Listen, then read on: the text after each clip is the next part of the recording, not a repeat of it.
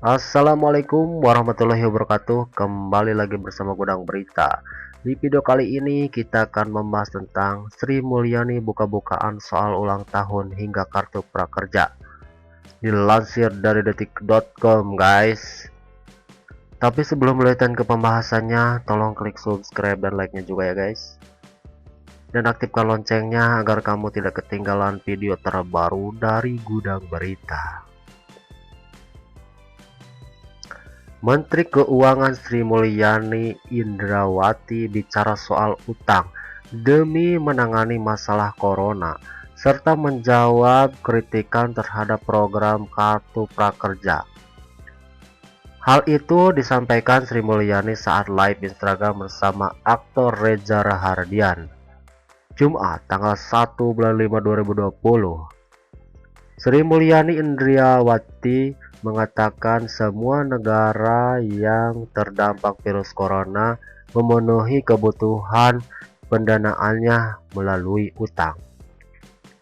Semua negara yang terkena corona, nggak hanya Indonesia, ada 200 negara lebih, dan negara yang dianggap negara kaya, hebat, maju juga terkena dan tertatih-tatih untuk menanganinya, kata Sri Mulyani dalam live Instagram Jakarta hari Jumat tanggal 1 bulan 5 2020.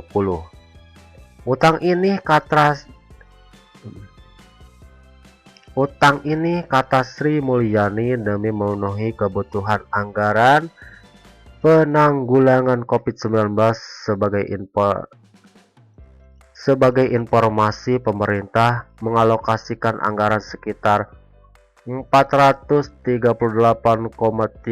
triliun rupiah atau 2,5% dari produk domestik bruto (PDB).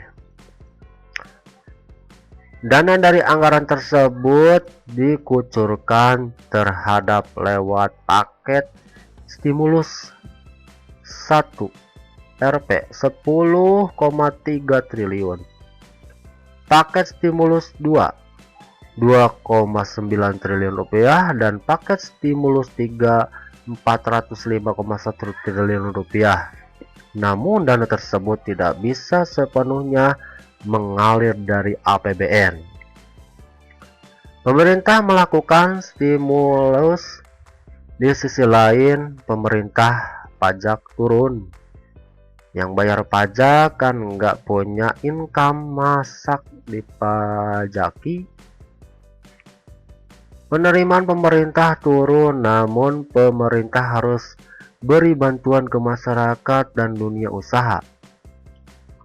Tentang Sri Mulyani. Jadi yang harus melakukan pembiayaan, dalam bahasanya utang, pinjaman bisa ke BI, bisa ke masyarakat, ke dunia. Memang negara-negara lain utang. Ya iyalah, sambung mantan direktur pelaksana Bank Dunia itu. Oleh sebab itu, pemerintah menerbitkan Perpu nomor 1 tahun 2020 sebagai landasan hukum melebarkan defisit anggaran dari yang sebelumnya ditetapkan dalam Undang-Undang Keuangan Negara, yaitu maksimal 3%. Dibandingkan dengan negara lain, Australia, Menko bilang, saya defisit naik 10%.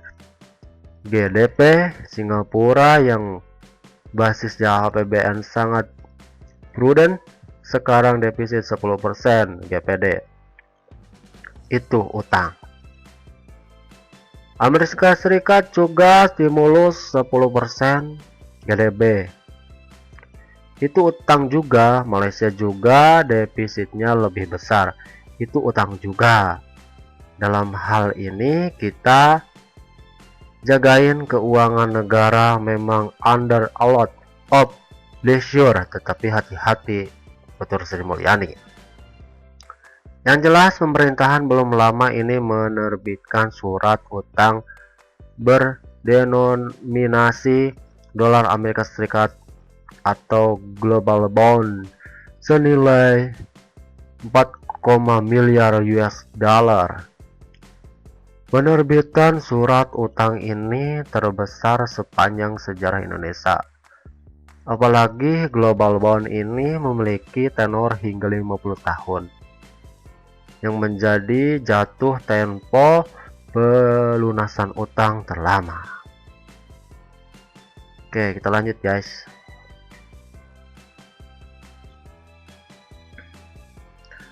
Salah satu kritikan yang keras adalah mengenai biaya pelatihan.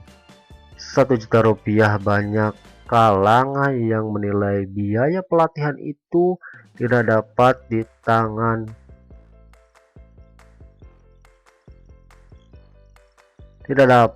tengah pandemi corona, sebab masyarakat terdampak dinilai lebih butuh bantuan langsung tunai atau BLT untuk modal bertahan selama COVID-19. Jadi kritikan itu bagus karena kita harus kelemahannya di sini. Dan pemerintah itu bukan makhluk tidak mau dengar, kata Sri Mulyani saat live Instagram di Jakarta hari Jumat tanggal 1 bulan 5 2020. Sri Mulyani menjelaskan program bantuan sosial Bansos sudah banyak diberikan pemerintah kepada masyarakat, baik yang setiap tahunnya masuk program maupun bagi masyarakat yang ekonominya terdampak COVID-19. Program Kartu Prakerja, dikatakan Sri Mulyani, memang didesain menjadi semi bansos namun tetap memberikan pelatihan. Pemerintah pelatihan kerja juga sesuai dengan tujuan pemerintah meningkatkan kompetisi dan keterampilan masyarakat sesuai dengan kebutuhan industri. Hanya saja dalam pelaksanaan terjadi wabah corona sehingga pemerintah tetap memberikan bantuan namun tidak menghilangkan pelatihannya. Jadi pemerintah pasti akan perbaiki terus karena ini bagus program baru. Janji Presiden Jokowi untuk siapkan tenaga kerja Indonesia agar skill meningkat, namun karena outbreak COVID. Bantahan sosial maka berikan cash, namun nggak boleh give up dengan sistem pelatihan yang sudah ada jelasnya. Menurut mantan Direktur Pelaksanaan Bank Dunia, ini wajar jika program yang baru diluncurkan memulai banyak kritik, apalagi pemerintah dikejar waktu untuk menangani COVID-19. In short, saya katakan dalam kita mengatasi COVID, karena bekerja waktu pasti ada kekurangan di semua hal, namun tidak berarti pemerintah give up atau berhenti tidak lakukan, tetapi akan terus diperbaiki. Feedback perlu dilakukan, ungkapnya. Ya, mungkin segitu saja yang saya bisa sampaikan kepada pemirsa. Semoga bermanfaat dan menambah wawasan Anda. Sampai jumpa di video selanjutnya guys. Dah. Jangan lupa like dan share video ini kalau kalian suka tipe-tipe video seperti ini. Oke, thank you guys.